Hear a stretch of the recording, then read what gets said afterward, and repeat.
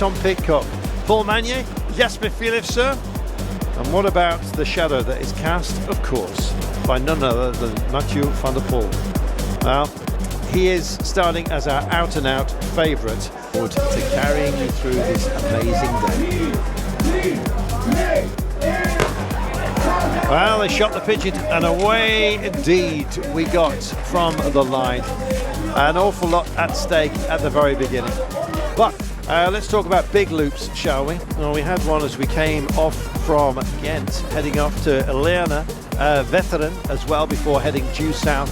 And then, of course, looping around and away from our finish line, which is in Nineveh, the old Flemish, the old Tour of Flanders finish, of course.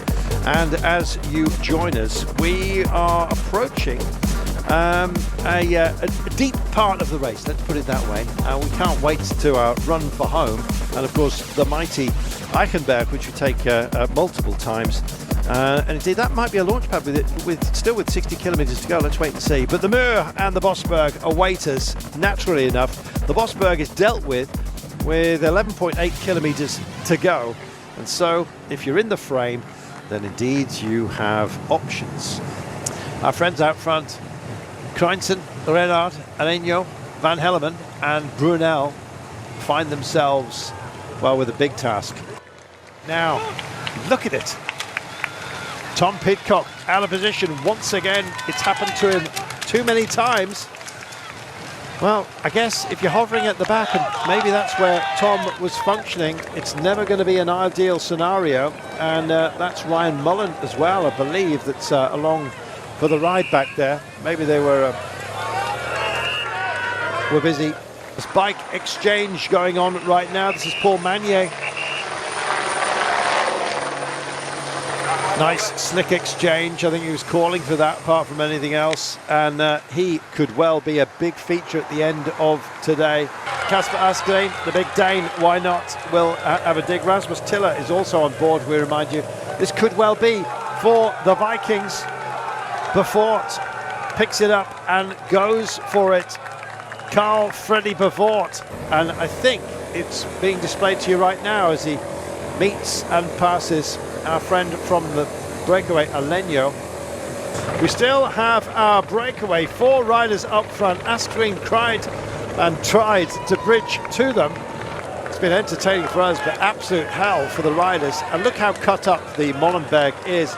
Really rough road this is. A lot of nightmare down at the very front of the pack here. This is dreadful. That's going to be a big hold-up for loads of those stuck behind.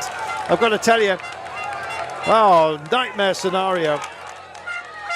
This breakaway are suddenly going to find themselves with a proper engine room. It'll be in their mind to just sit in and potentially take advantage. Here's Tim van Dijk just coming back in here. As they do, they sail through. Tim van Dijk with Mathieu Van Der Poel, and what a group out front, and they just let them go through. I said they might sit onto them, and that's precisely what you're seeing. But the real test of the day is up ahead of them right now, and just look at it, the Muur de Herardsbergen. There is, of course, the chapel at the top. No chance to offer up any prayers by the time they get there, and they wrestle in past the barriers. Still pick it up, still they go for it.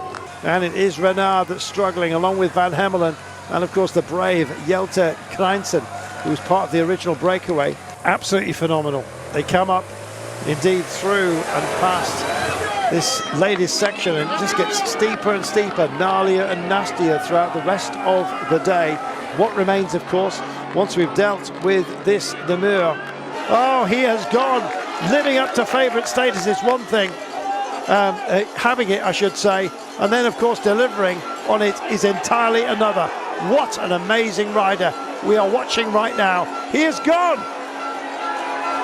He is going for it, and has been doing so since before the Muur. Seeing an opportunity, picking that chance, and making it count. Just billows his cheeks, but the billow has been in the sails that he has indeed set as he heads off for victory here. This is brilliant. And look at that gap. They can see him. on this very, very straight road. He's a class act whenever he takes on a bike. No matter what the circumstances, he can thrive, and he has proven today that ownership of a race can start with the first pedal stroke, and maybe he'll be back to defend the title that is now about to go his way. What a rider, and what a result. Mathieu Van Der Poel, we salute you. That was magnificent. Vermeersch then in front of Van Dijk, who comes around the outside. Van Dijk looks like he's going to get it, and Vermeersch cannot stay with. There it is, the decider then. That is your podium. All credit, I have to say, to Tim Van Dijk and Florian Vermeersch. Great riders, the pair of them. But